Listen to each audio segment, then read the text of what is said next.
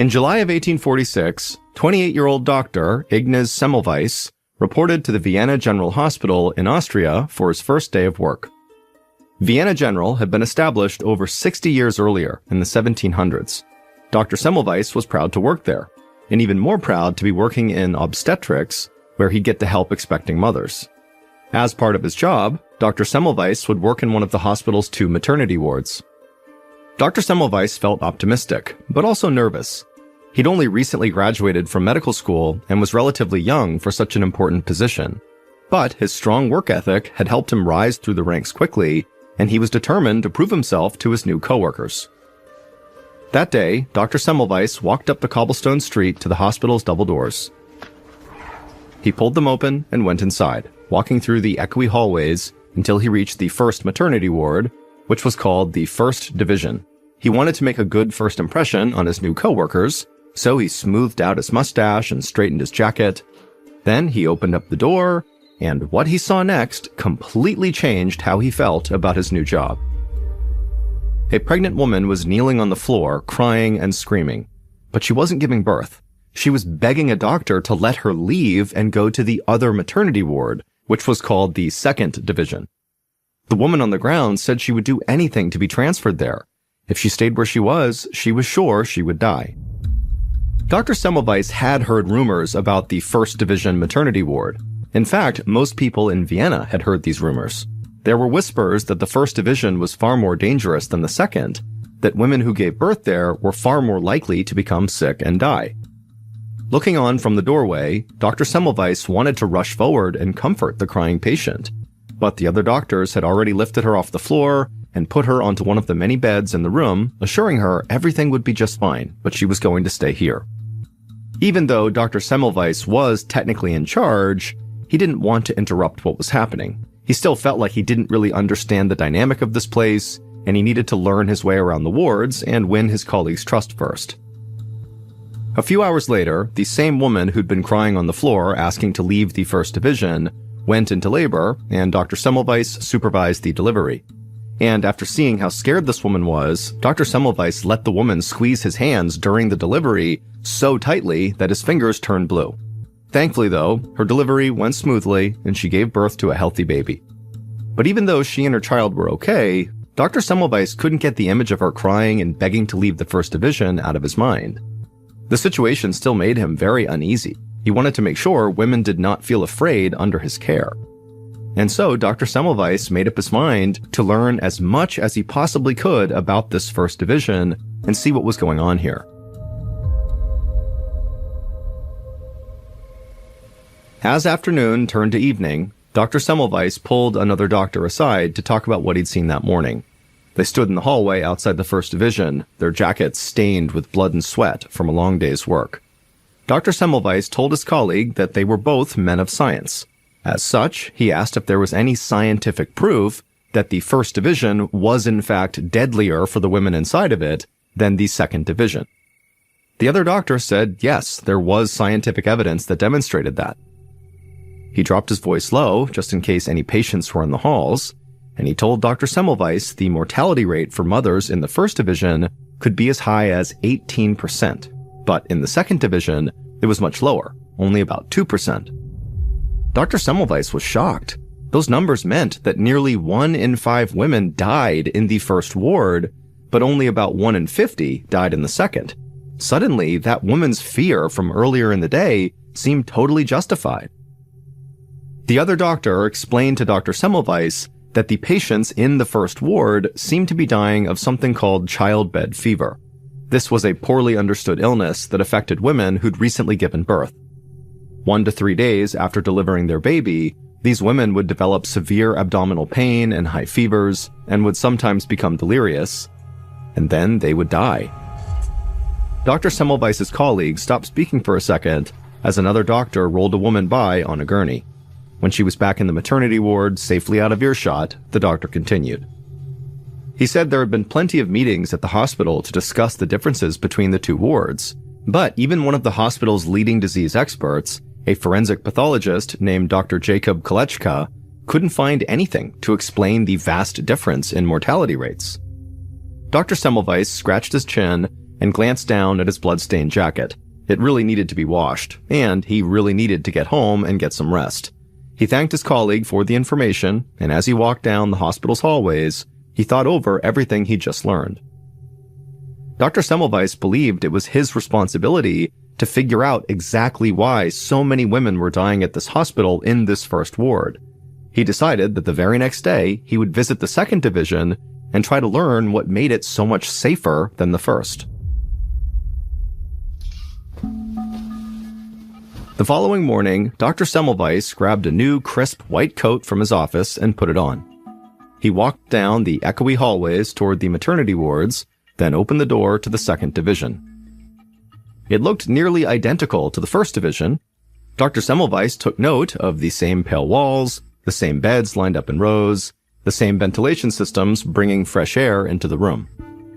However, the patients in the second division seemed much happier and more at ease. Dr. Semmelweis walked past their beds to the back of the room where all of the equipment used during deliveries was stored, and he began pulling open a few drawers. Inside of them, he saw stacks of metal forceps and scalpels. They were the exact same tools used in the first division. Dr. Semmelweis turned away from the storage area and back to the main section of the room, where he watched staff members bustle from one patient to the next. And that's when he noticed something interesting. There was one major difference that Dr. Semmelweis could see between the staff of the two maternity wards, and he thought it might be the key to solving this mystery.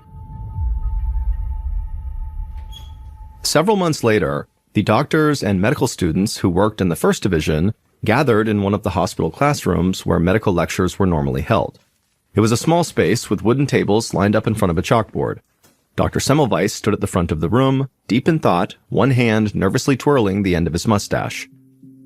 Over the past few months, he'd gone back and forth between each ward, taking note of how the different staff members worked. Eventually, he believed that he'd gathered enough evidence to prove his theory, and so he'd called this meeting with everyone who worked in the first division to let them know what he'd discovered. Once everyone was in their seats, Dr. Semmelweis announced that he'd been keeping a careful eye on the first and second divisions, looking for something that could explain the huge difference in mortality rates. He said the two wards were similar in almost every way except for one. The first division, so the more deadly division, was staffed entirely by male doctors and medical students. The second division, the safer one, was staffed by female midwives. In the mid-1800s, when this story took place, midwives would have gone through an apprenticeship program, not a formal medical education. Because of this, they were considered less educated than doctors and wouldn't have been allowed to teach medical students. But since Vienna General was both a hospital and a medical school, it needed two maternity wards, one for doctors who could train students to handle pregnancy and childbirth, and another one for midwives who mostly managed the place themselves. For Dr. Semmelweis, the fact that the two wards had such different personnel seemed very important. Then, Dr. Semmelweis said something that shocked this room full of doctors and medical students.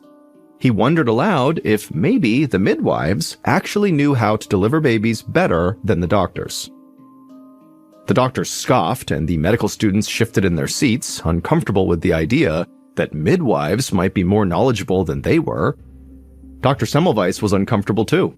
It wasn't easy for him to consider that after years of medical training, he might not be as much of an expert as he thought. But Dr. Semmelweis didn't want to let his ego get in his way, so he pressed on. He told the men he'd noticed that women gave birth on their backs in the first division. That was a standard procedure for doctors, supposedly because it gave them a better view and more control over the birthing process. But in the second division, the safer one, where the midwives worked, women typically gave birth on their sides. This tended to be more comfortable for the patients and reduced the risk of injury. Dr. Semmelweis theorized that this difference might be the reason why so many women were dying in the first division. He told the doctors and medical students that moving forward, every woman giving birth in the first division should lie on her side instead of her back. Dr. Semmelweis watched the men murmur and roll their eyes, but he didn't react. He just thanked them for listening as the meeting ended. Then they filed out, leaving Dr. Semmelweis alone in the classroom. He exhaled, glad that the meeting was over. He still felt relatively new at Vienna General, and taking on this responsibility made him nervous. but he'd stepped up and done what he could to fix the problem in the 2 maternity wards. He left the classroom hopeful that this new change he had just implemented would actually work. Over the next few months, Dr. Semmelweis spent more time in the First Division, making sure everyone was following this new protocol by having the patients give birth on their sides. Now, there was not an immediate change in the mortality rates, but Dr. Semmelweis held on to hope that his idea would work eventually. Only it didn't. Almost every day, Dr. Semmelweis heard about or witnessed multiple women dying in the First Division. He had to admit that his theory must have been wrong. Even with this new policy, the mortality rate in the First Division was as high as ever.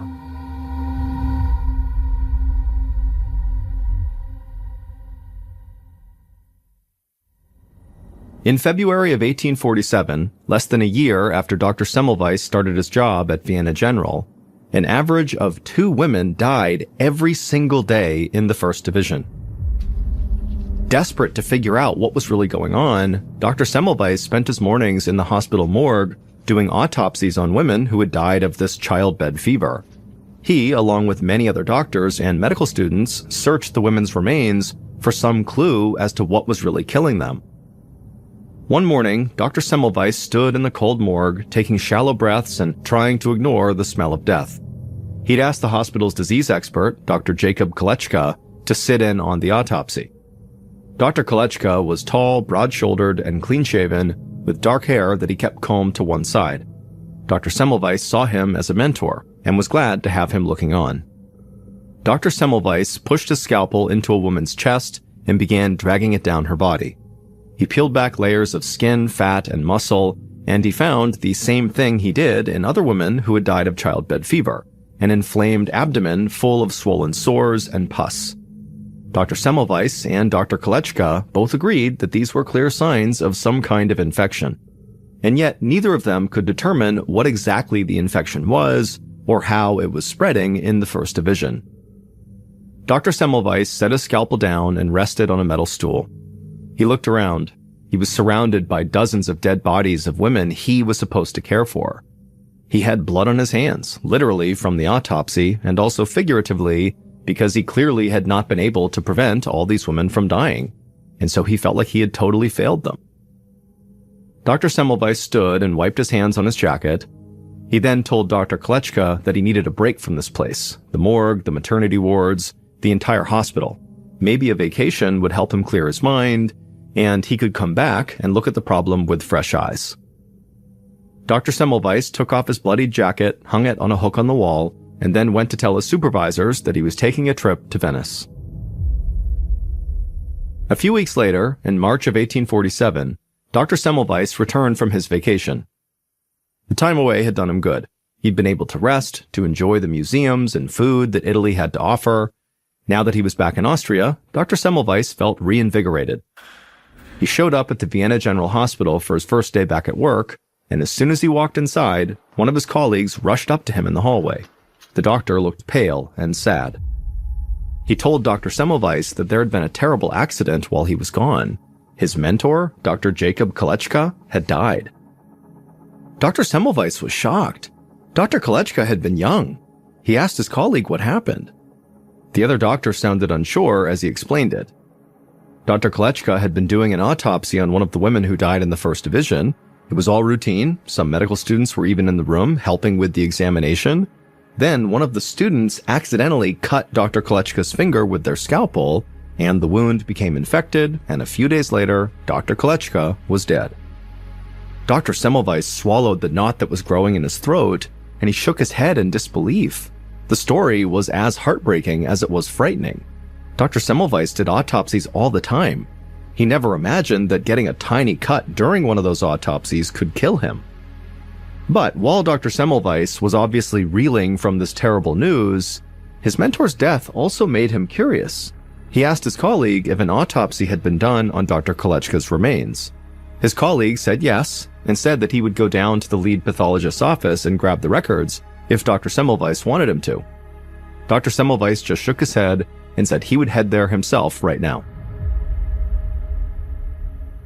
Just a few minutes later, Dr. Semmelweis sat in his dimly lit office, poring over his mentor's autopsy report. What he found in those pages astonished him. The physician who had performed Dr. Kolechka's autopsy wrote a detailed account of what he had found inside the dead man's body. Dr. Kolechka's abdomen was inflamed and filled with swollen sores and pus. It sounded exactly like what happened to the women in the first division who died of childbed fever. This was odd because the medical consensus at the time was that only women who had recently given birth could contract childbed fever. But Dr. Kolechka's autopsy report seemed to prove that idea wrong. Dr. Semmelweis thought it all over. His mentor had been doing an autopsy on a woman who died of, apparently, childbed fever, and Dr. Kolechka got a cut on his finger, which then became infected and led to his death. To Dr. Semmelweis, only one possibility made sense. Dr. Kolechka must have caught childbed fever from the corpse, that somehow it got into that cut. Suddenly, everything clicked for Dr. Semmelweis. The answer to the mystery of the First Division was right there in front of him. It all led back to the morgue. Dr. Semmelweis knew that each morning, doctors and medical students completed autopsies in the morgue. He did it too. And, like doctors everywhere in those days, they did their grisly work bare-handed. That's why it was so easy for Dr. Kolechka to get cut.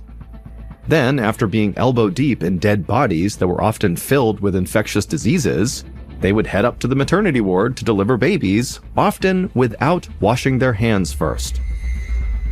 Looking over his mentor's autopsy report, Dr. Semmelweis theorized that Dr. Kolechka contracted childbed fever from what he called cadaverous particles inside the corpse he was examining. They were probably all over the unwashed hands of doctors and medical students who did autopsies each morning. Then they spread those particles to women in the First Division, directly causing the spread of childbed fever. And Dr. Semmelweis had a clear explanation for why the same thing did not happen in the Second Division that was run by midwives. Midwives do not do autopsies. So there was no way they would ever come in contact with any of these so-called cadaverous particles that could spread this illness. Dr. Semmelweis pushed the autopsy report aside. He jumped up from his desk and sprinted down the hallway to the First Division. His findings could save countless lives. As soon as he got to the first maternity ward, Dr. Semmelweis made an announcement. After completing their autopsies, all doctors and medical students would be required to wash their hands in a chlorine solution before they entered the First Division. Chlorine was one of the only known chemicals that could completely remove the smell of dead bodies from clothing, medical tools, and people's skin. Because it got rid of the scent, Dr. Semmelweis figured it would also remove the cadaverous particles that were spreading this deadly illness. And the results of this new hand-washing policy were remarkable. In April of 1847, the First Division had a fatality rate of 18.7%. By June, the fatality rate had dropped to only 2.2%, about the same as the Second Division. Dr. Semmelweis had just inadvertently discovered how to use hand washing to stop the spread of infectious disease. These days, we know the cadaverous particles he talked about were actually just germs. But this was years before the scientific community began to accept the idea that disease can be caused and spread by microorganisms like bacteria and viruses. At the time, the idea of hand washing with anything more than just water was totally radical, and Dr. Semmelweis actually faced a serious backlash for his suggested policy. Many doctors at the Vienna hospital undermined him and refused to follow his protocols, because according to them, doctors were gentlemen, and gentlemen's hands were always clean. Dr. Semmelweis fought back and actually ended up losing his job. And unfortunately, after he was fired, the hospital returned to its totally unhygienic way of not requiring doctors and medical students and everybody who's on staff to wash their hands. It would take another 20 years for germ theory to catch on elsewhere and for hand washing with antibacterial chemicals to become common in medical facilities. By that time, Dr. Semmelweis was dead. He passed away in 1865 after contracting a bacterial blood infection called sepsis, which, ironically, he got after a cut on his hand became infected.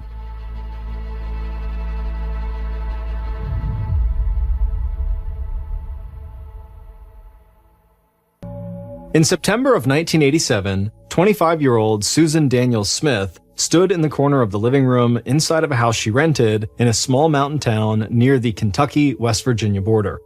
People were talking loudly inside of this room, but Susan pretended not to be paying attention to what was going on around her. She lived in the small 4-room house with her 2 young kids and her ex-husband, Kenneth. And sharing a home with her ex-husband was bad enough, but recently, things had gotten a lot worse when he invited 2 of his friends to stay with them. They were a couple, and Susan knew they were dangerous. The man in the couple was known around town as Cat Eyes because he had piercing hazel blue eyes. And he was a hero to the petty criminals in the area because years ago, he had successfully robbed a bank and gotten away with over $300,000. And rumor had it, Cat Eyes had then gone out and blown all of that money on flashy cars and cocaine. Susan wanted nothing to do with Cat Eyes, and she definitely didn't want this man and his girlfriend anywhere near her kids. But she didn't try to kick them out of the house because she knew that would make her ex-husband Kenneth angry, and when Kenneth got angry, he could get violent. So, Susan stood there in the living room, staring off into space like she was in another world. But the whole time, she was really listening to Cat Eyes brag about his plan for his next big bank robbery. And as Susan listened, she decided Cat Eyes' plan was her ticket out of that small town and into a better life for her and her kids. Susan had spent years dreaming about getting out of the situation she was in. She'd been poor since she was born, and she had lived most of her life in an area of the Appalachian Mountains that was known for hosting an annual event called Hillbilly Days, and for being the home of a legendary feud between 2 famous families, the Hatfields and the McCoys. And so Susan just felt like everything around her, physically, emotionally, mentally, was trapped in the past. But she wanted a life that was new and modern, like the lives she saw people leading on TV and in movies. And she would spend hours at a time imagining what it would be like to go on an exciting adventure, or to fall in love with the perfect guy and move to a big house in the suburbs with a huge yard for her kids to play in. But Susan knew finding a new life like that would cost money, and she didn't even have enough money to rent a place of her own without her ex-husband. But now, standing in the living room, Susan believed Cat Eyes' next bank robbery could change her life for good. So while Cat Eyes dazzled his girlfriend and Kenneth with his latest plan, Susan slipped out of the living room and into the kitchen. She listened to make sure Cat Eyes was still talking, and then she placed a phone call. And when a man picked up on the other line, Susan spoke in a whisper, said a few words, and then hung up. Then she walked back into the living room and interrupted Cat Eyes to say she was going out for a jog but would not be gone for long, and she told Kenneth to keep an eye on their kids, who were playing in another room. The group in the living room barely looked up at Susan, so she walked to the front door, stepped outside, and headed down the street towards the center of town. Susan was 5 foot 5 inches tall with short brown hair, and she wore cut-off jean shorts and a sleeveless shirt to show off her tan. The weather was warm, and she loved feeling the sun on her face, and even brief moments away from the chaos of her house made her feel like she was free. But as nice as it was outside, she reminded herself that this was not a leisurely walk. And as she thought about what she was on her way to do, she started getting nervous, and she felt like she had a pit in her stomach. Then, when she got to the center of town, Susan turned off from the main road onto a nearby deserted side street, and she saw an old Dodge sedan parked there. Susan glanced back and forth and looked over her shoulder, and when she was sure nobody was watching her, she walked down the street to the Dodge, opened the door, and slid into the passenger seat. Then she turned and said hello to the man sitting in the driver's seat. It was FBI agent Mark Putnam. Mark was only 28 years old, but he looked older in his dark suit and tie. And he had a confidence about him that made him seem like he'd been an FBI agent a lot longer than he actually had. Mark thanked Susan for meeting with him, and then asked what information she had that could help him. Mark had met Susan a month earlier when he had started working in the Pikeville, Kentucky FBI office, which was not far from where Susan lived. Coming to the small Kentucky town had been Mark's first major assignment at the bureau, and at the time, his wife had been shocked that Pikeville even had an FBI office. But Mark knew that region of Kentucky and West Virginia had long been a favorite spot for bank robbers, because the towns and surrounding hill country were dotted with small banks that carried significant amounts of cash, but didn't always have the same level of security that larger banks in bigger cities had. And so Mark had come to Pikeville primarily to crack down on bank robberies. and soon after his arrival, he had focused his attention on Cat Eyes. But to bring Cat Eyes down, Mark needed inside information. So he had reached out to local law enforcement to see if they could help him find a trustworthy informant, someone who would give him the information he needed to catch Cat Eyes in the act. And a sheriff's deputy had introduced Mark to Susan. Susan had dealt drugs in the past, and she had connections to criminals in the area, and most importantly to Mark, Susan knew Cat Eyes. But at first, the idea of becoming an FBI informant had horrified Susan, and she told Mark she would never rat out people she knew to the government, no matter what crime they committed. But then, Mark had explained the FBI would pay her good money if she provided them with useful information. And soon, after meeting Susan, Mark handed her $500 just to prove he was serious. And right then, Susan had realized that becoming an FBI informant was her best chance to start a new life for her and her kids. So, in the Dodge sedan, Susan shifted back and forth in the passenger seat, took a deep breath, and told Mark she was ready to start talking. And so Mark grabbed a pen and a small notebook from his pocket and listened.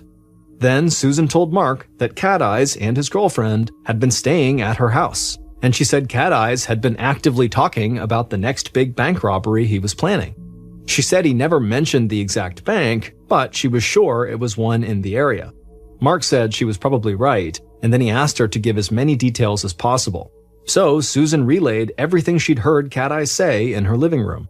Mark wrote everything down and thanked her for talking to him. He said the information she provided could prove to be very valuable. And he told her if the information turned out to be true, the FBI would pay her $1,500, which by today's standards in 2023 would be worth about $4,000. A huge smile crossed Susan's face. That kind of money could go a long way to helping her and her kids. And she knew if she was right about this bank robbery, the FBI would probably want to keep using her as an informant so she could keep earning money by talking. Then Mark reminded Susan to just act normal when she got back home and to not talk about the bank robbery at all. Susan said she understood, then she looked around to make sure nobody was close by, and she stepped back out of the car. Once she was outside, she put her head down and walked as fast as she could back to her house. When she got home, everybody, Cat Eyes included, was still talking in the living room, and they barely even noticed she'd been gone. Susan let out a sigh of relief and went to check on her kids in the other room. And she told herself she just had to play it cool for a few days and then everything would be fine. And then on September 10th, just a couple of days after Susan had met with Mark, Cat Eyes robbed a bank in Pikeville, Kentucky and got away with thousands of dollars. But because of Susan's information, the FBI had been prepared. And so banks throughout the area had used dye packets to stain the cash in their vaults. And so a week later, when Cat Eyes tried to exchange the dye-stained bills he'd stolen for clean bills at another bank, the bank teller immediately called the FBI on Cat Eyes, and the FBI tracked him down. The information Susan had provided Mark had led directly to Cat Eyes' arrest. And so Susan got her $1,500 and proved she was an informant the FBI could trust. And for the first time, Susan started to believe she really could change her life and that her dreams of having a big house and a safe, quiet neighborhood were about to come true. In the months following Cat Eyes' arrest, Susan kept in contact with FBI agent Mark Putnam. And the FBI believed that because Susan had dealt drugs in the past, she might be able to help them with drug trafficking cases that reached as far west as Chicago. Susan was excited at the prospect of helping them with these cases, and she felt like working as an informant for the FBI was the closest thing to being a character in an action movie she could possibly imagine. But then, in early 1988, about 4 months after Cat Eyes got caught, Mark told Susan the FBI needed her to testify against Cat Eyes in court. But the thought of appearing in court terrified Susan. She said secretly passing along information to the FBI was one thing, but testifying out in public was too much. She was afraid if she helped send Cat Eyes to prison publicly, well, his friends and family might try to take revenge on her. But Mark said if she agreed to testify, the FBI would pay her $4,000, which by today's standards in 2023 would be over $10,000.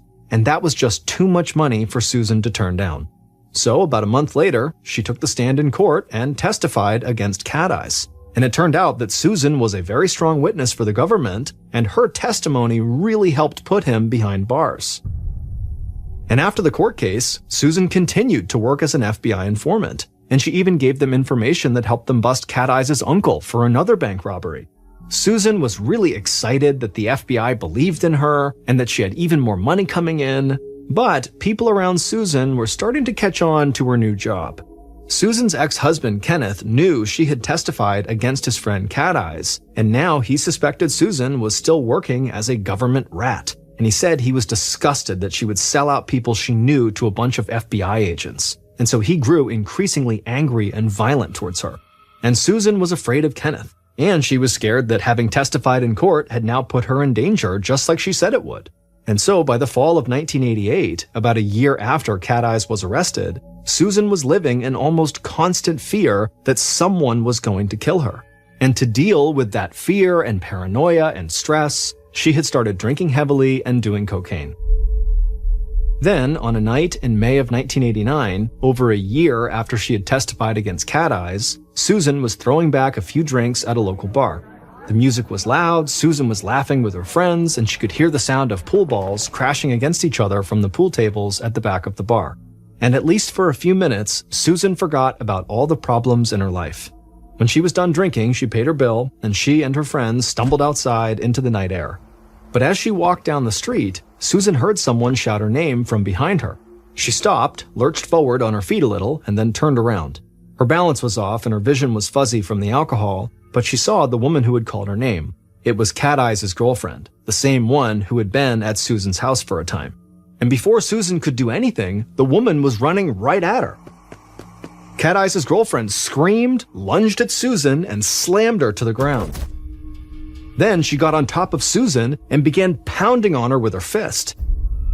Susan tried to get the woman off of her, but she couldn't, and then she felt a sharp pain in her back from where she'd fallen on the hard concrete, and her head throbbed with every hit she took. Finally, Susan's friends who saw this happening ran over and managed to break up the fight, but Susan just stayed on the ground, trying not to show how upset and scared she was. Cat Eyes' girlfriend started to walk off, but she stopped, turned around, and told Susan she would find her again soon, and next time she would kill her.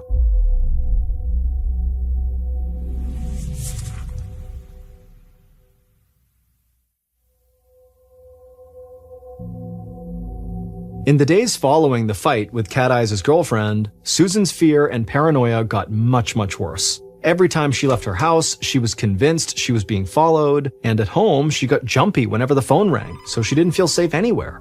And she knew she couldn't keep living like that, so she turned to the FBI for help.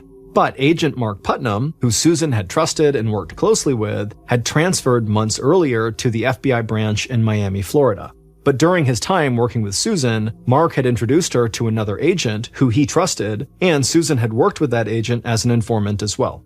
So Susan called that FBI agent and told him about everything that was happening in her life. The agent was concerned and he wanted to help, so he booked her a room at a motel in Pikeville, not far from the FBI offices. Susan was worried about being away from her kids for too long, but despite the ongoing huge issues she was having with her ex-husband Kenneth, he had moved into his own place and had been taking care of the kids far more often since Susan's life had started falling apart. So Susan felt like even if she went away for a little while, the kids would be looked after. And so Susan accepted the offer from the FBI agent and went to stay at the motel. A few days later, at 10:30 p.m. on June 8, 1989, Susan was standing outside her second-floor motel room smoking a cigarette. She wore gray gym shorts and a t-shirt. With the moon glowing bright in the sky, Susan stared at the outline of mountain peaks on the horizon. The view was beautiful, but it made Susan sad, because not that long ago, she had believed she was finally going to move somewhere else new with her kids to start a better life. But now, at only 27 years old, things seemed like they just kept getting worse for her, and Susan was losing hope that she would ever escape this place. Just then, Susan heard a car pull into the parking lot down below. She leaned over the second-floor railing to get a better look, and she saw the car was a Ford Tempo, and immediately she felt her pulse quicken because she recognized that car. Susan stepped back from the railing, but kept an eye on the parking lot. Then she saw the driver step out and go into a room on the first floor. Susan stood there for a minute trying to decide what to do. But then she flicked her cigarette to the ground and rushed down the outside stairwell towards the front door of the room the driver had just gone into. When she got to that room, Susan started banging on the door. The door eventually opened, and immediately Susan just rushed past the driver inside. And as soon as Susan was inside, the driver slammed the door in frustration behind her. Then, just a few minutes later, the door opened again, and the driver and Susan rushed through the parking lot together, and they both got into the Ford Tempo car. Then, the driver started the engine, hit the gas, sped away from the motel, and they turned onto a dark mountain road. On the morning of June 16, 1989, 8 days after Susan and the driver of the Ford Tempo had left the motel, Detective Richard Ray of the Kentucky State Police sat down at his desk in the state police offices in Pikeville.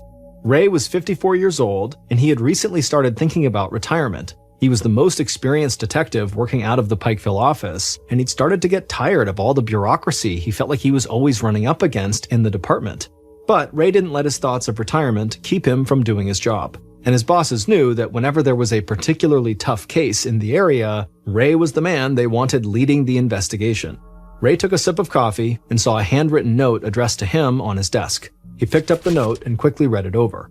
The note was a request from his boss for Ray to look into a new missing persons case. So Ray took another sip of coffee, put his mug down, and walked across the station to talk to the officer who'd taken the missing persons call.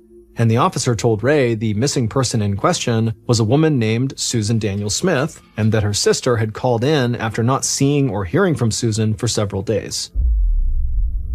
Ray nodded and said he'd get right on it. He'd worked in the area long enough to know who Susan was, and that she had been working as an FBI informant, and Detective Ray also knew that that meant she could be in real danger.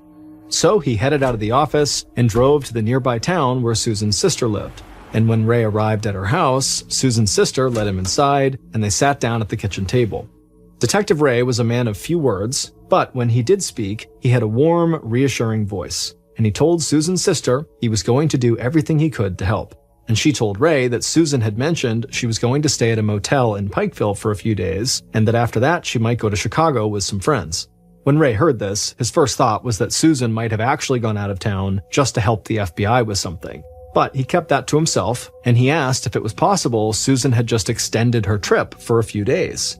But Susan's sister said that Susan would never do something like that without calling, or at least without checking in on her kids. And Susan's sister knew that Susan's kids had not heard from their mom in over a week. Ray said it was good that she had called it in, and then a serious look came across his face, and his voice got even quieter. And he asked Susan's sister if she knew of anyone who might want to hurt Susan. And without missing a beat, she said Susan's ex-husband, Kenneth, was a violent man. Detective Ray thanked Susan's sister for her time and said he would keep her informed when he learned more. Then Ray walked back through the house, stepped outside, and got into his car. Ray knew Susan's ex-husband, Kenneth, had dealt drugs in the area for years, and that he was a friend of Cat Eyes, the bank robber Susan had helped put away. But before Ray could track down Kenneth, he knew he had to check in with the FBI. The missing person was one of their informants, and he had to make sure his investigation was not going to interfere with something they were working on with Susan. So, later that day, when Ray got back to the station, he reached out to the FBI. The relationship between the FBI and the state police in Pikeville was not always the best. FBI agents, especially young ones, often clashed with state troopers when working cases together, and there seemed to be a level of distrust from both sides.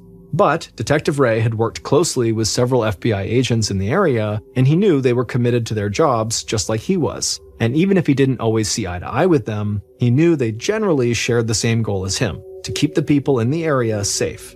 So, Ray spoke to the FBI agent who had recently begun working with Susan, and when the agent heard Susan was missing, he got very concerned.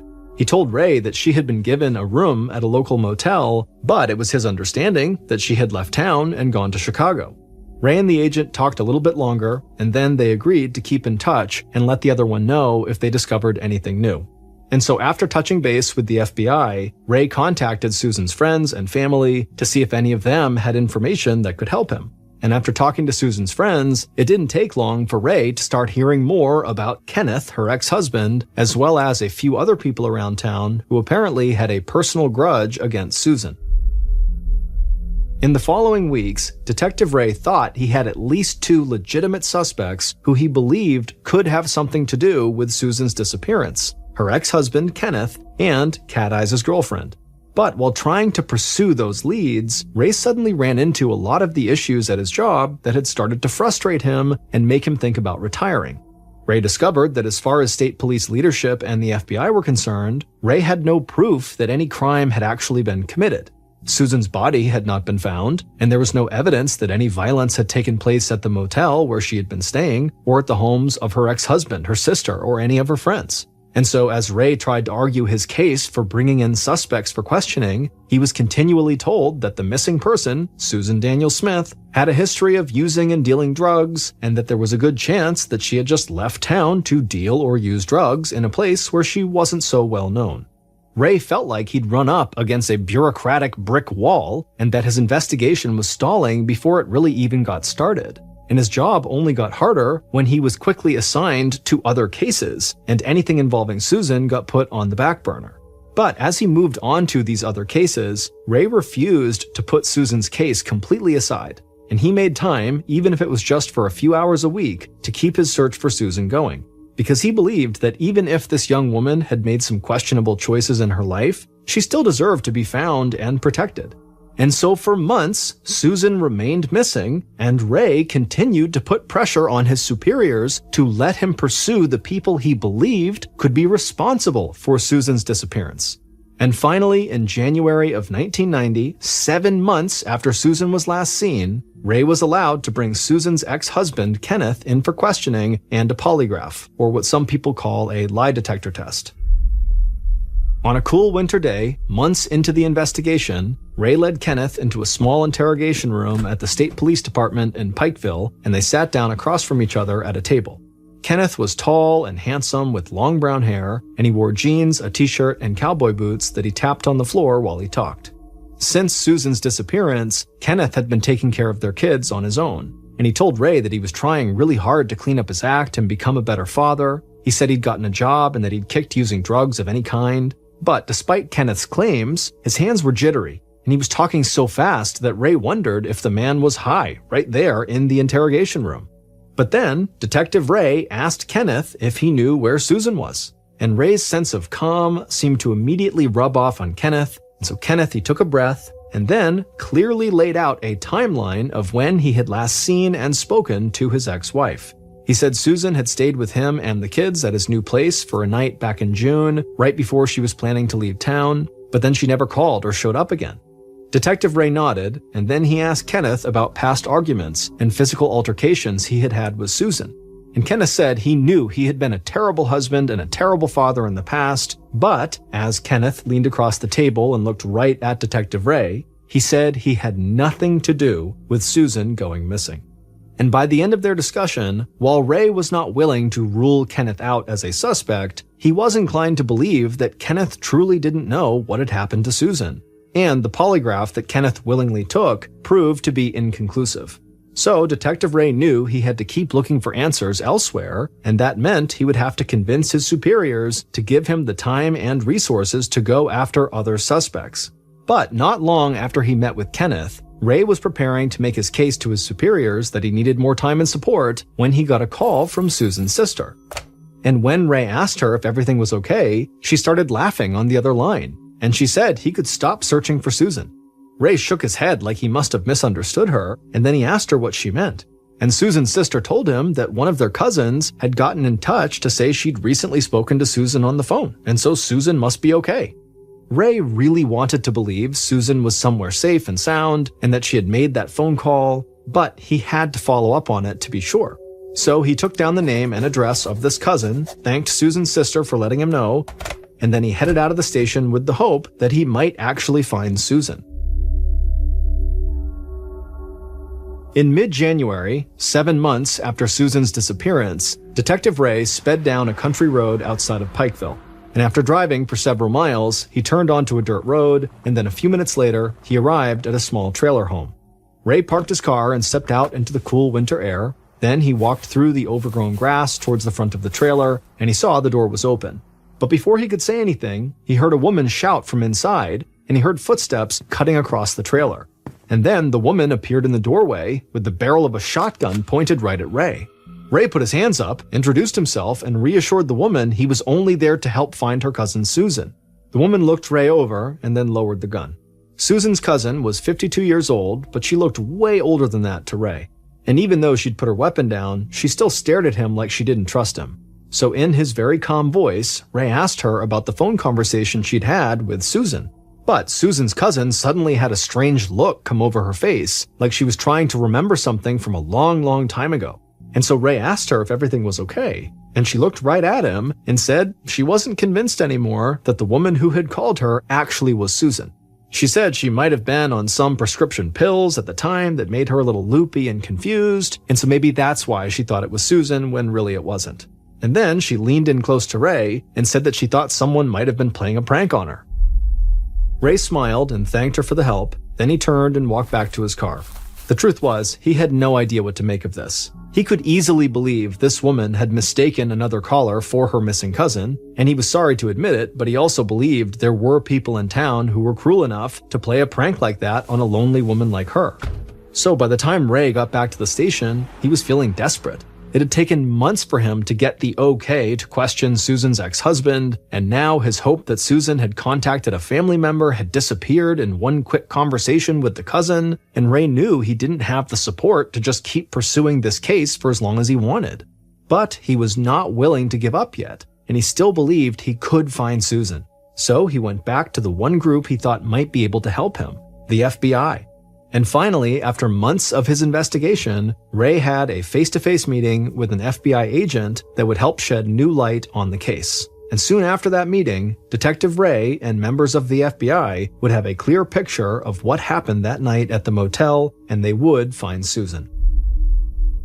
Based on the information from Ray's face-to-face meeting with the FBI agent and interviews conducted throughout the investigation, here is a reconstruction of what authorities believe happened on the night Susan disappeared, June 8, 1989. On June 8, 1989, at 10:30 p.m., the Ford Tempo pulled into the motel parking lot. The driver stepped out of the car and glanced up at the second floor. The driver saw Susan standing there in gray shorts and a t-shirt, but the driver just put their head down and tried to move fast enough so Susan would not see them. Then the driver headed into a room on the first floor, closed the door behind them, and sat down on the bed. But only a few minutes later, the driver heard someone pounding on the door. They knew it had to be Susan, so they took a deep breath, got up, and opened the door. And as soon as the door opened, Susan barged in and started screaming and yelling. The driver shut the door behind her and tried to calm Susan down, but she wasn't calming down. She just kept on yelling. The driver knew the motel walls were thin, and they didn't want to draw any attention to themselves, so they grabbed Susan by the hand, led her out of the room, into the parking lot, and over to their car, the Ford Tempo.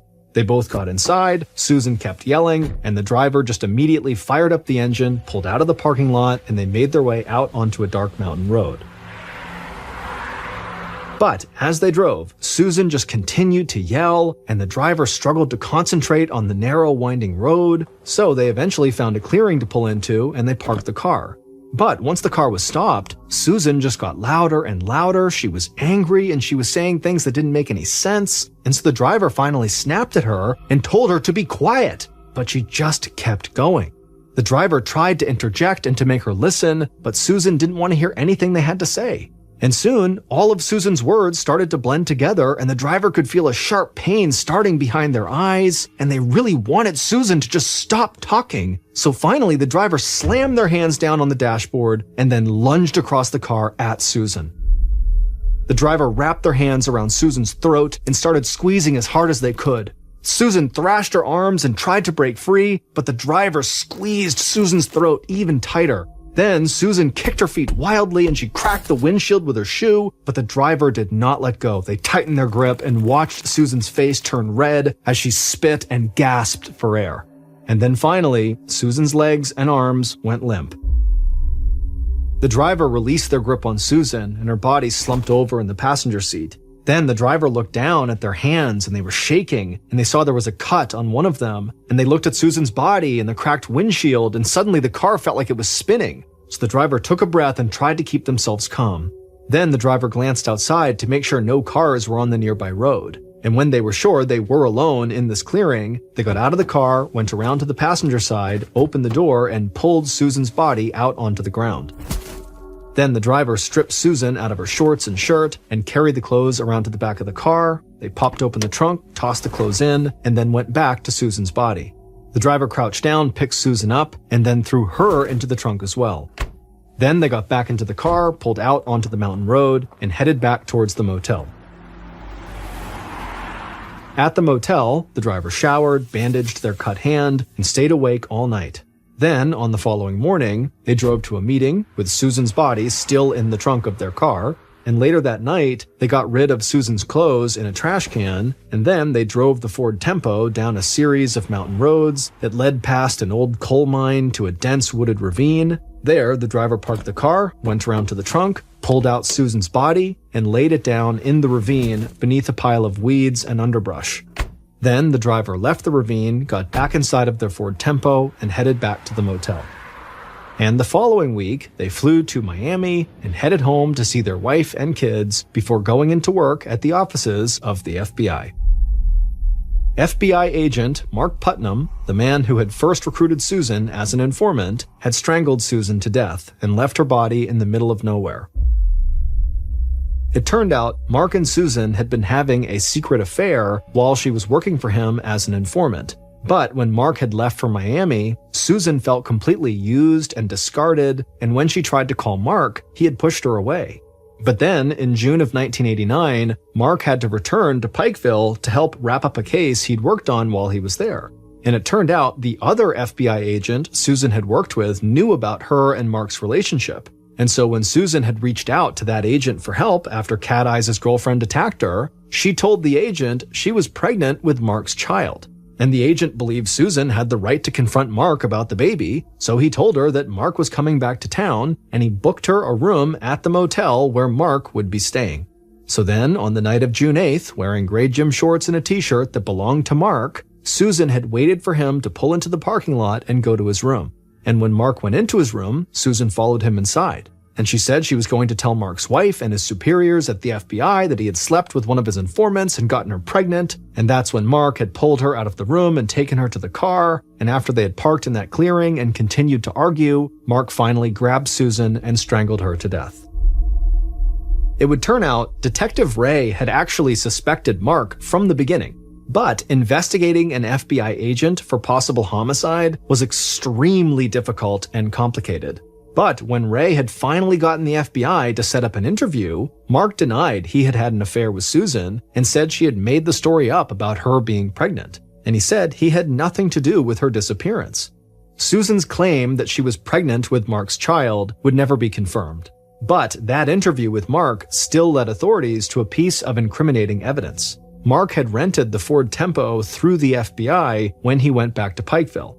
But he had returned the Tempo early and rented another car. And the rental car company had noted that the Tempo had a badly cracked windshield. And when Mark was confronted about the cracked windshield by investigators, he struggled to come up with a viable excuse for it. And after that, Mark panicked, and his version of events quickly started to fall apart, and he eventually admitted to having an affair with Susan, and then he confessed to killing her. It was the first time in history that an FBI agent would be convicted of murder. But Mark still had one move he could make that could save him from life in prison. He said in exchange for a more lenient sentence, he would tell Detective Ray, state police, and the FBI where he had left Susan's body. Mark signed a plea deal and gave law enforcement the location of Susan's body, and on June 5th, 1990, almost exactly a year after Mark had killed Susan, Susan's remains were located and retrieved. And soon after, Susan's family was able to bury her in a private funeral. As part of his deal, Mark pleaded guilty to first-degree manslaughter, and he was sentenced to 16 years in prison. But he was released from prison after serving only 10 years and 3 months. As of 2023, he was living in Georgia and working as a personal trainer. On the night of January 3rd, 2008, a 21-year-old man named Hart Engel had just poured himself a beer and sat down on the couch next to his girlfriend to watch some TV when he heard a knock at the front door of his apartment in Pottstown, Pennsylvania. It was late, around 8 p.m., and Hart was not expecting any company, and so before he got up, he looked over at his girlfriend to be like, "Are you expecting anybody?" And she looked at him and kind of shrugged, and so Hart just put his beer down and stood up and walked over to the front door to see who was there. And when Part opened up the front door, he was very surprised to see his mother standing there carrying a small duffel bag. So Part's mother lived in Middletown Township, which was located about an hour and a half away from Part's apartment. And while it was not unusual for Part's mom to stay over at Part's apartment, what was unusual is her just showing up unannounced. She never did that. And on top of that, as Part is looking at his mom, he could see clearly she had been crying because her eyeliner was smudged and her face was all puffy. And so Part knew clearly, there must be a problem here. But when he asked his mother, what's going on, Mom? She wouldn't tell him. She would just say, I have to stay with you for the night. And then before he or Part's girlfriend could do or say anything, his mom just walked inside, walked down the hallway, went into the guest bedroom, and then shut and locked the door. And so Part and his girlfriend were left looking at each other like, what's going on here? 3 hours later, at 11 p.m., Part was in bed next to his sleeping girlfriend, just staring up at the ceiling, unable to sleep. Part was so anxious about whatever was going on with his mom because where he was staying, his bedroom, was right next door to the guest bedroom where his mom was staying. And so he already knows there's clearly some issue here with his mom, but all night he's been listening to her next door, just pacing and crying in this guest bedroom, and he has no idea what's going on. But deep down, Part knew that whatever was going on, it very likely had to do with his father, whose name was Arun Kumar.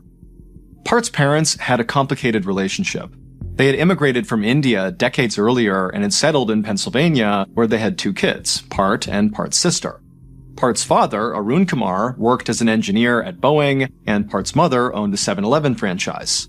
And basically, since arriving in America, the 2 of them had really come with nothing and had worked their way up to now to where they had a very comfortable life, kind of like the American dream, the house, the white picket fence, the kids, the whole thing.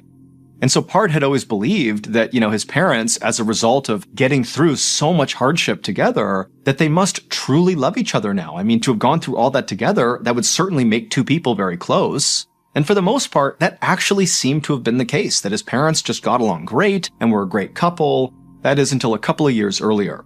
Arun Kumar had started an affair, and Part's mother had caught him. Now, Arun Kumar said that, this affair meant nothing and he would stop right now, and Part's mother had forgiven him, in order to keep the family together. But despite Part's mom forgiving Arun Kumar, deep down, she just knew she could never actually trust him again. And so she actually wound up enlisting Part's help to basically watch Arun Kumar's behavior. She had Arun Kumar set up the software that basically spied on Arun Kumar's computer. Through this software, Part's mom could basically watch Arun Kumar's email traffic and all of his internet activity.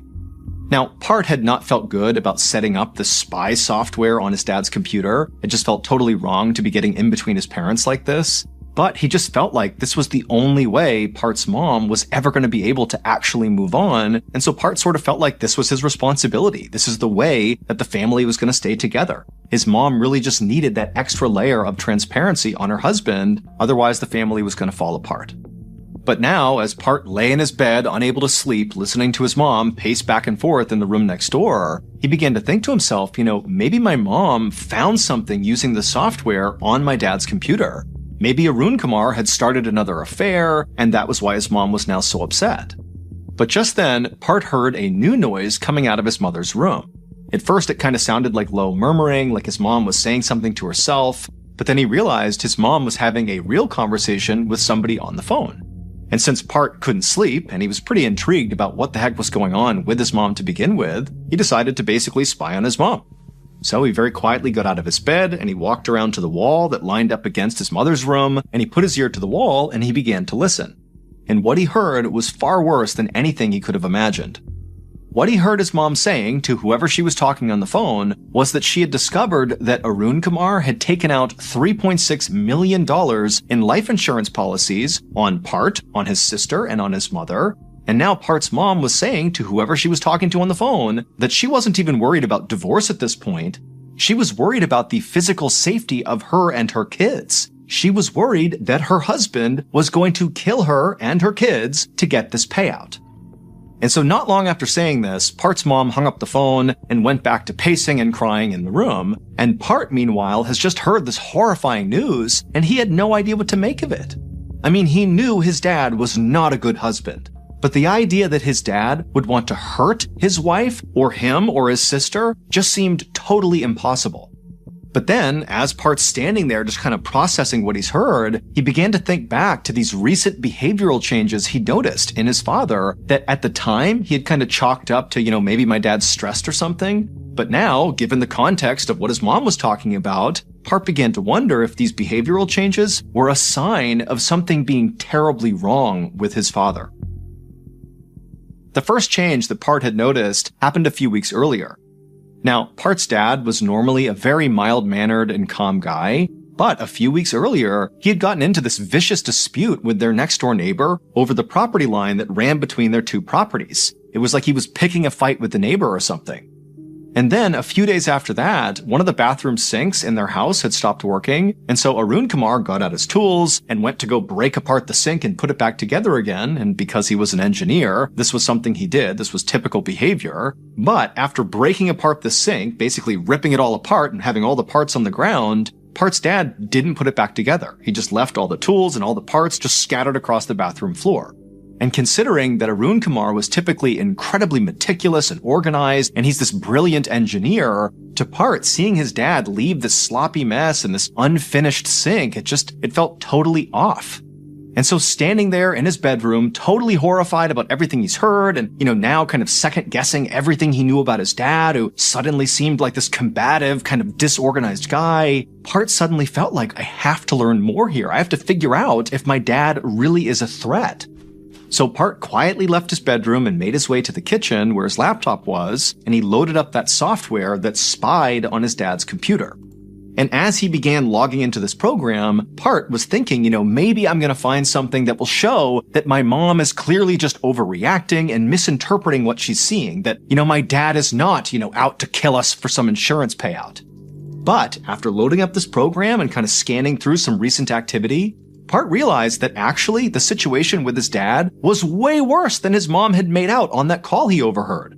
He not only found all these multi-million-dollar insurance policies taken out on him, his sister, and his mom, but also he discovered this stash of fraudulent-looking paperwork. There were all these passport photos of his father, but then connected to these photos was a passport application that was using somebody else's name, as if his father was trying to forge paperwork to create a phony passport for himself. And so at this point, Part felt like his mother was certainly not overreacting here, that in fact it really did seem like his father was, preparing to kill his family and collect millions of dollars in insurance money, and then using this, fake passport he was making, he'd be able to flee the country.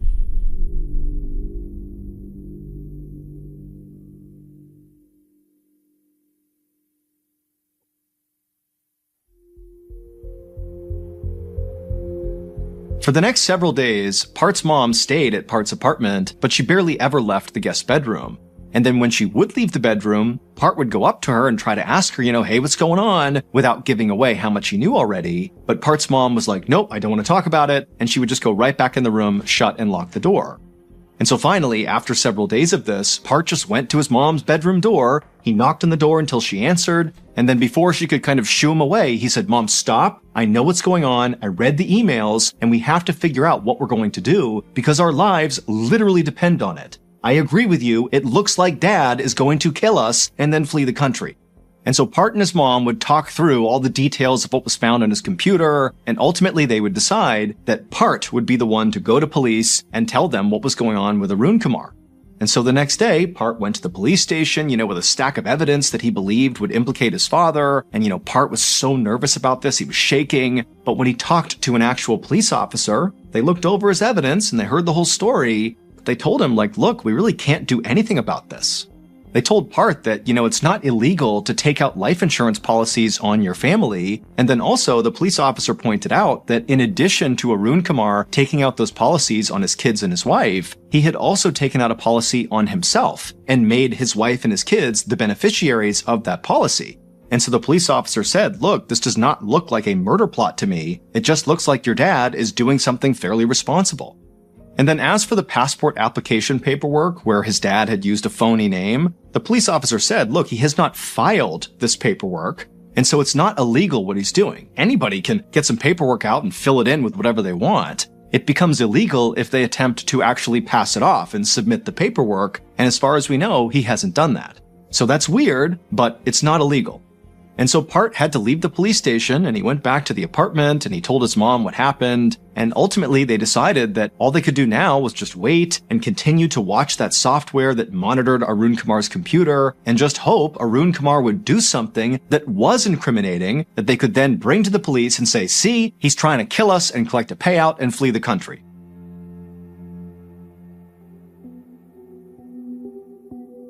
But over the next few days that Part and his mother every day just constantly checked this software and watched what Arun Kumar was doing on his computer, all they saw was Arun Kumar was using his computer to do work emails and really basic stuff, absolutely nothing incriminating. And in fact, over these few days, Arun Kumar would actually call Part's mom to ask her when she was coming back home again, and she would tell him that basically she was going to stay at Part's place indefinitely, and Arun Kumar did not seem upset or annoyed by this at all. If anything, it just seemed like he was really distracted and wasn't actually listening to Part's mom as she was speaking. And while this did seem kind of suspicious to Part and his mom, that basically Arun Kumar didn't care that his wife wasn't coming home anytime soon, it still wasn't incriminating. And so, Part and his mom decided to just continue looking deeper and deeper into Arun Kumar's computer to see if there was anything that could begin to explain what was really going on here. And sure enough, Part dug deeper and deeper into Arun Kumar's computer, and he did discover something.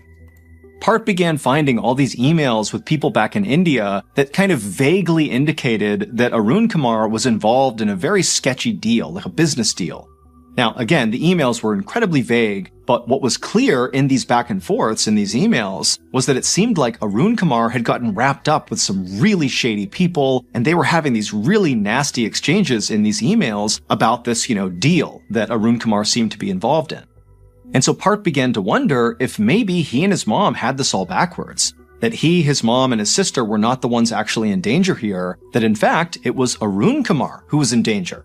Maybe because this deal, went south, and these people that he was doing this deal with, maybe they were mad at him. And so perhaps all these life insurance policies and this new fake identity were some sort of move by Arun Kumar to kind of flee the danger he was in. And so obviously, if this was true, this was still a horrible situation for their whole family, but it was markedly better than what Part and his mom had been operating on before, which was, that Arun Kumar was going to kill his whole family. And so pretty quickly, as a result of kind of thinking about this in a new way, Part's mother started feeling a lot better about the whole situation and actually left Part's apartment and went back to the house to go live with Arun Kumar. And Part himself began to think that, maybe this is not as big of a deal as we thought it was. I'm sure my dad will figure out whatever he needs to figure out here to get out of whatever mess he's in. And over the coming days, Part checked in with his mom every single day because now she's living with Arun Kumar and she said everything was fine. And Part, he continued to check his dad's computer activity and nothing else really popped up. It was still just the same stuff they had originally found. And so it just kind of seemed like, maybe this really is not as big of a deal as we thought it was. But on the morning of January 20th, 2008, so about 2.5 weeks after Part's mom showed up at his apartment, everything changed.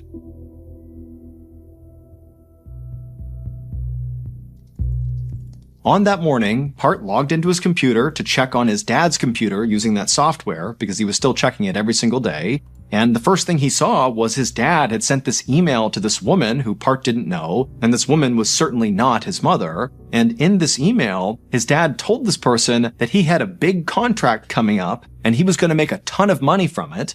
And then also at the end of this email, he told this woman that he loved her. And so right away, Part's thinking, okay, my dad is obviously having another affair because this is not my mom and he's saying he loves her. And also, what's my dad talking about with this big contract coming up? Is he talking about the insurance policies? Does he expect those to pay out soon, indicating that I, my sister, or my mom might be dead? And then also, the other thing that Part noticed that morning as he's checking through his dad's computer activity is he found another message his dad had sent out recently where he communicated to somebody that his father had died. So Part's grandfather had died. And also in this message, Arun Kumar is telling this person that he's going to go to his dad's funeral alone, that his wife and 2 kids were not invited to this funeral. And so Part's reading this, and he's totally devastated by the fact that his grandfather's dead, and the fact that, he's not being invited to the funeral? But again, he's thinking, oh my gosh, is that because my dad thinks I'm not going to be alive? Is this all connected, between the big contract and the fact that we're not going to be at the funeral? Is this my dad thinking he's going to enact this murder plot soon? Part didn't know, but he felt like he and his mom and his sister were running out of time, and he needed to act right now. And so Part got off his computer, he called his mom, and they made a plan. That evening, at around 9:15 p.m., Part got in his car and began driving towards his parents' house to go confront his dad. This was the plan he and his mom had come up with. Basically, his mom would stay at Part's apartment, and Part would go and tell his dad, we know about what you're doing, and you gotta stop. And even though Part was totally jacked up on adrenaline as he drove towards the house, he felt like he really had the upper hand going into whatever this confrontation was going to be. Because, number one, Part was showing up totally unannounced at night to his dad's place. His dad's going to be caught off guard when he sees him. And also, Part knew he was much physically bigger than his father. Part was over 6 feet tall and over 200 pounds, and so he had the physical angle as well. And so Part really felt confident driving towards the house that he was going to come out the victor in whatever ensued.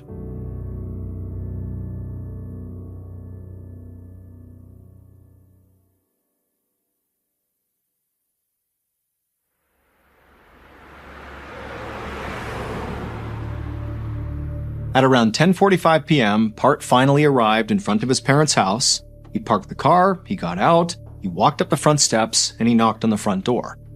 And a couple of seconds later, Arun Kumar came to the door, he opened it up, and he's totally confused to see his son standing there. And then before Arun Kumar could do anything, Part, in his deepest and most authoritative voice, looked at his dad and said, "We need to talk."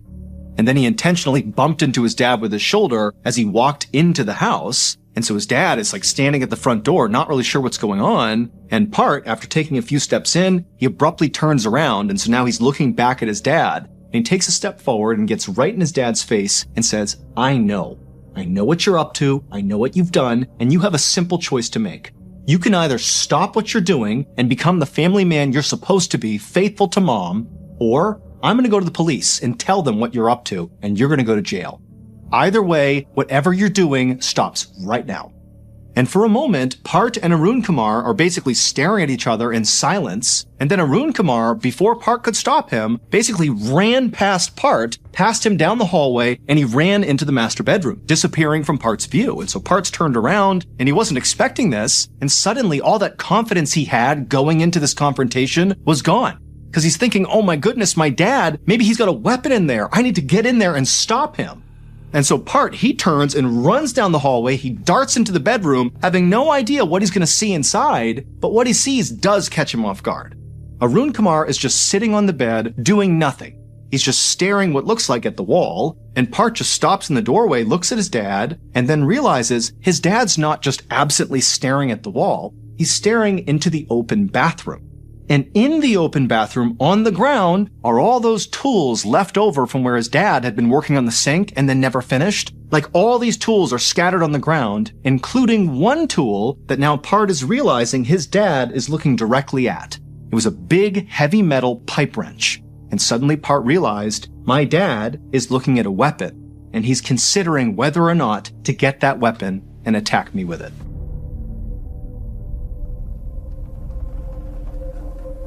The next morning, Part's mother pulled up in front of the house that she shared with Arun Kumar. She walked up the steps, went to the front door, she opened it up, and as soon as she stepped inside, she yelled out, hello, who's here? But there was silence. And immediately she got a bad feeling, but she knew she had to investigate. And so Part's mom began slowly walking down the hallway, the same hallway that Part and his dad had been fighting in the night before. And she went down the hallway and she turned and looked into the master bedroom, and she couldn't believe what she saw. There was blood on the carpets, on the walls. It was a bloodbath, and in the middle of the room was an obvious dead body that was so mutilated and destroyed, she couldn't even identify it. And so seconds later, she had run outside and dialed 911.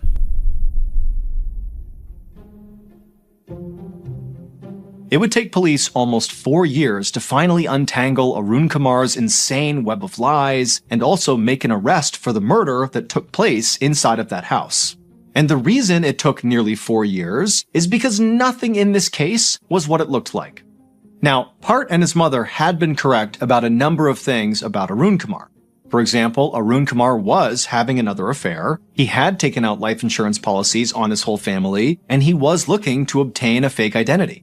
They were also right that Arun Kumar had become embroiled in a very shady deal back in India, but the specifics of that deal were not what Part and Part's mom thought it was. And when Arun Kumar announced in that message that, his father had died and he'd be traveling to India all alone, that his wife and his kids weren't coming, they weren't invited, well, Part and his mom had been correct. That this was a cover. This was an excuse for Arun Kumar to put his big plan into action. And Arun Kumar's big plan did involve murder, and so Part and his mom were right about that aspect of his plan. However, Arun Kumar's target for this murder was not who Part and his mom thought it was. They were not the target. Arun Kumar was going to murder himself. Or more specifically, he was going to pretend to kill himself. That was actually the shady deal he was involved in back in India. He was working with people who could help him fake his own death. And so what he was going to do is go to India, fake his death, and then once he was dead on paper, that would trigger an insurance payout of his own life insurance policy, and that money would go to his wife and his kids, and then Arun Kumar would disappear using his fake identity he would have, along with his mistress, the woman he was having an affair with. That was the person he had sent that email to talking about the big payout. But Part and Part's mom did not know this last critical piece of Arun Kumar's plan. They really believed they were the target of this big plot, that they were going to get killed. And so that's why they felt like they had to act first. So on January 20th, 2008, Part and his mother worked out an alibi for themselves. What they were going to tell people is that at around 8 p.m., Part went and picked up his mother from the house that she shared with Arun Kumar, and the two of them just went back to Part's apartment, and that was it. But in reality, Part never went over and picked his mom up and brought her back to the apartment. Instead, she was at the house with Arun Kumar when Part showed up at 10:45 p.m. to confront Arun Kumar. So it was him and his mom at the house as Part is demanding Arun Kumar come clean and stop what he's doing. And then at some point during this heated argument in the hallway, Arun Kumar turned and ran into the bedroom, and Part chased after him. And Part, he sees Arun Kumar sitting on the edge of the bed, and he thinks his dad is looking at the pipe wrench on the floor in the bathroom. And Part thinks, my dad is about to get that wrench and attack me with it. And so Part just acted first, and he ran and grabbed that wrench, and he beat his father to death with it. And then after leaving his father's unrecognizable, mutilated body just lumped in the middle of the bedroom floor, blood all over the walls, he and his mother just left the house and went back to Part's apartment. And then the next day, Part's mom went back to the house and she pretended to find Arun Kumar's body, even though she already knew he was in there. And then she called 911 and acted totally beside herself when they showed up, as if she had just happened upon her husband's dead body. But almost 4 years later, when the truth finally came out about this horrible situation, Part and his mother were arrested. Now, both of them absolutely maintained that they genuinely believed their lives were in danger because of Arun Kumar, and they said during that confrontation in the house, Part was only acting in self-defense. He really believed his dad was going to grab that pipe wrench first, and so he had to do it before him, and that's why he killed his dad. But ultimately, Part would plead guilty to manslaughter, and he would be sentenced to 33 months in prison, and Part's mother would plead guilty to conspiracy, and she would be sentenced to 10 months in prison.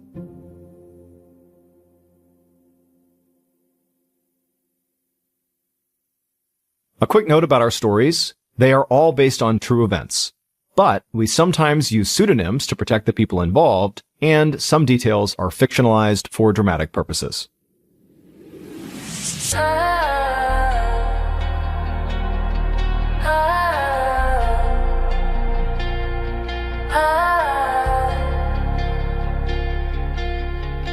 20-something, pressure heavy. Sleep like mine, never ready.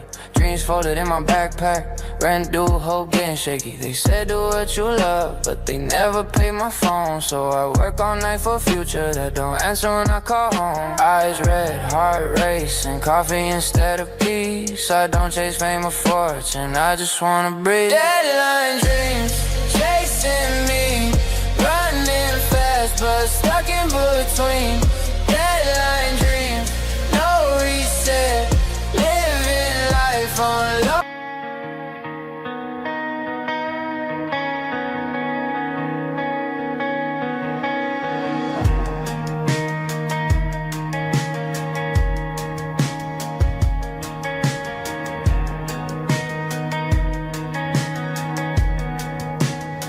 I watched the glass dissolve in my hand and waited wait for the part where I understand.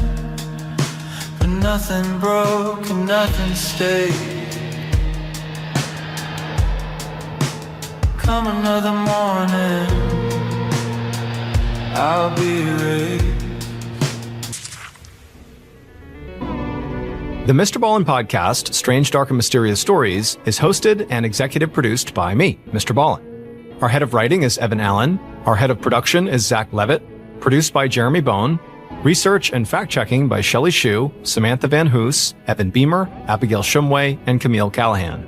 Research and fact-checking supervision by Stephen Ear. Audio editing and post-produced by Whit Lacasio and Cole Lacasio. Additional audio editing by Jordan Stidham. Mixed and mastered by Brendan Kane. Production coordination by Samantha Collins. Production support by Antonio Manata and Delana Corley. Artwork by Jessica Clogston-Kiner. Theme song called Something Wicked by Ross Bugden. Thank you for listening to the